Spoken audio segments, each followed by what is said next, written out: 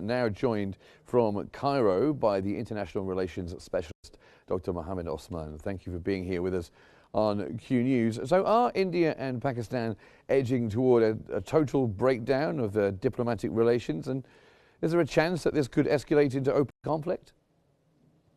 Thank you for having me, Mark.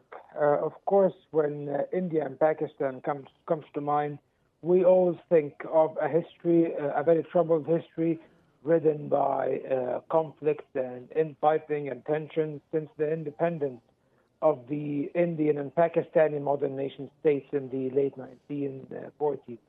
So, of course, the most recent flare-up of tensions between both countries is indeed dangerous. It comes at a very volatile time where the international system itself is experiencing severe challenges to the order governing it. So such tensions at this point could prove to be very detrimental given the current state of tensions all around the world. As we see that at center stage of these tensions is the historical dispute over the Kashmir province. It's a province that has been disputed between India and Pakistan for the past 80 years since both countries' independence, and both have claims to the region. India controls most of it. Pakistan controls a small part, and it always has been one of the casus belli of open conflicts between Pakistan and India, which have seen 3 major wars between them over the past 80 years. Now, with the recent terrorist attack in the Indian part of Kashmir, causing the death of about 30 people, India's government blamed Pakistan because Pakistan has a history of supporting and arming and funding secessionist Islamist movements in the Kashmir province.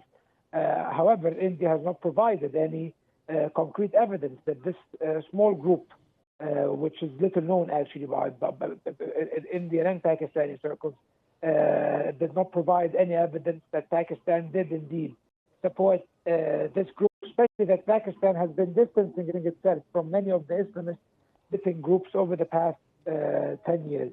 So the timing of these tensions is rather questionable, and the measures that were taken by India are of extreme danger, a very huge escalation that could lead to a huge conflict indeed, Mark.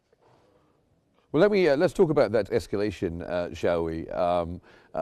This Indus Waters Treaty, the water sharing treaty between India and Pakistan, it's been unilaterally suspended by India. What are the implications of that for this new period between India and Pakistan? It could be a disaster because this treaty has been there since 1960, and also, to give you a little bit more of a background, the Indus Valley River flows from China through to Pakistan, and Pakistan, of course, is one of the major riparian states. And Pakistan depends for its water resources. Over 80% of its water resources come from the Indus River, and the treaty governing and distributing the watersheds of this river was signed between India and Pakistan in 1960. And it went on even though a war happened in 1965 and in 1971 between India and Pakistan, yet this treaty was never suspended. And India, even in the midst of wars against Pakistan, never threatened to sever the water supplies to Pakistan. Now, India is doing exactly that. They are ordering the dams shut. They are trying to prevent the water from flowing into Pakistan.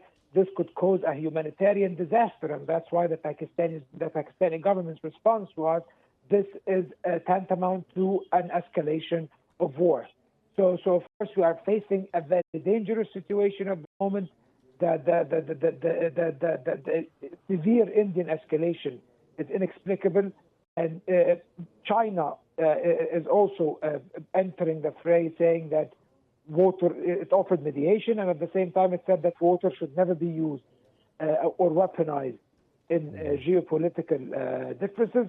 So it's a very dangerous situation, and it could have very disastrous implications on Pakistan if India actually cuts all water supplies to Pakistan, a country that has a huge population, over 200 million, it will be a disaster indeed, Mike. Well, we'll have to hope that it doesn't escalate further, but we'll watch it very, very closely. Thank you very much, Dr. Mohamed Osman, International Relations Specialist, joining us from Cairo.